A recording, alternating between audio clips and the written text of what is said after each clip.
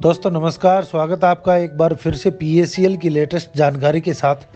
दोस्तों हमने पीएसीएल की लेटेस्ट जानकारी के लिए सेबी के ऑफिस से संपर्क किया, पीएमओ से संपर्क किया, तो इन सब के आधार पर आज की जानकारी आधारित है।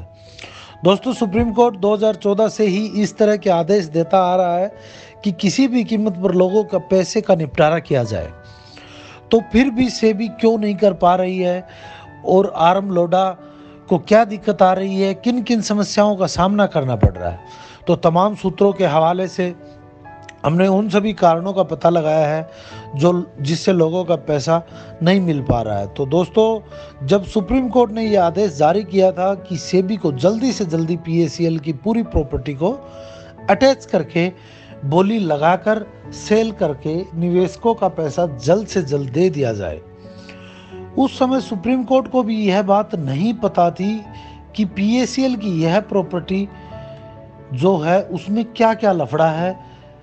दोस्तों पीएसीएल की प्रॉपर्टी में सबसे बड़ा लफड़ा यह सामने आया कि कंपनी ने जिन लोगों को जमीन खरीदने के लिए पैसे दिए थे, या ये समझे कि जो लोग मीडिएटर के रूप में कंपनी जिन लोगों का इस्तेमाल कर रही थी, उन लोगों ने कंपनी के डॉक्यूमेंट्स में एज ए प्रोप्राइटर अपना नाम डाल लिया था, तमाम परिवार वालों का नाम भी डाल दिया था। दोस्तों इस तरह से उन्होंने अपना नाम प्रॉपर्टी में अटैच किया। दोस्तों आप जानते होंगे कि देश में जितने भी स्टेट्स हैं उन स्टेट्स का अपना अपना लैंड एक्ट है, और पीएसीएल कंपनी का अलग अलग स्टेट्स के अंदर अपनी प्रॉपर्टी है या ज़मीन है जो उसने खरीदी है। सभी राज्यों की ज़मीन को लेकर अलग अलग कानून हैं, उनके मुताबिक ही उनको बेचा जा सकता है। जबकि उनके डॉक्यूमेंट्स पर पूरी तरह से नो ऑब्जेक्शन सर्टिफिकेट नहीं हो जाते, तब तक उस प्रॉपर्टी को या ज़मीन को सेल करने का ऑप्शन नहीं पैदा होता। दोस्तों सेबी लगभग 23,800 करोड़ की प्रॉपर्टी की बोली लगाने के लिए तैयार हो गई थी, लेकिन बाद में क्या हुआ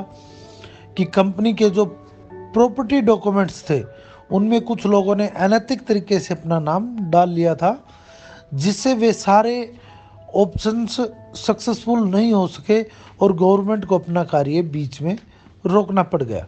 दोस्तों अभी सुप्रीम कोर्ट का ये मानना है कि लोगों का 2500 रुपये का पे आउट काफ़ी नहीं है। अगर लोगों का 25,000 तक मिलना शुरू हो जाता है तो लोगों का आक्रोश कुछ कम हो जाएगा, थोड़ी सी शांति निवेशकों को मिलेगी, लोगों को लगेगा कि देश में कानून की व्यवस्था है, कानून का राज है,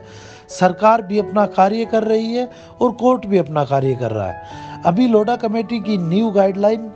की रिपोर्ट के आधार पर जो गलत तरीके से लोगों ने अपना नाम डाला है उसे दुरुस्त करने का कार्य जोरों पर किया जा रहा है। जैसे ही यह कार्य पूर्ण हो जाता है ये सभी प्रॉपर्टीज़ बोली के लिए तैयार हो जाएंगी, और जैसे ही पैसा आता है लोगों को मिलना स्टार्ट हो जाएगा। दोस्तों लोगों का क्रोध बिल्कुल जायज़ है,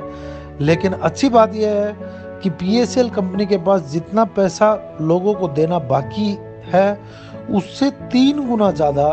पैसे की प्रॉपर्टी या उनका कंस्ट्रक्शन चल रहा है या उनकी कोई एसेट्स हैं वो कंपनी के पास उपलब्ध है। ये सारे संगठन जन लोक प्रतिष्ठान हुआ, संघर्ष यूनियन हुई, या अलग अलग राज्यों की अलग अलग यूनियंस चल रही है, जो भी तमाम यूनियंस चल रही है, इन सभी का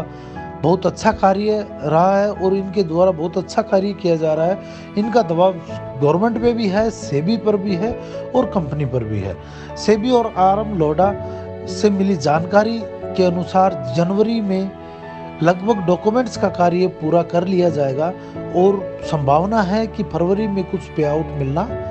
शुरू हो जाए। दोस्तों हम उन सभी यूनियंस के साथियों से गुजारिश करेंगे, वो जिस तरह से काम कर रहे हैं बहुत ही बेहतरीन काम कर रहे हैं, कंपनी और सरकार पर बहुत अच्छा दबाव बनाया हुआ है उन्होंने, और हम उनसे यही गुजारिश करेंगे कि वो अपने इस कार्य को जारी रखें। धन्यवाद दोस्तों।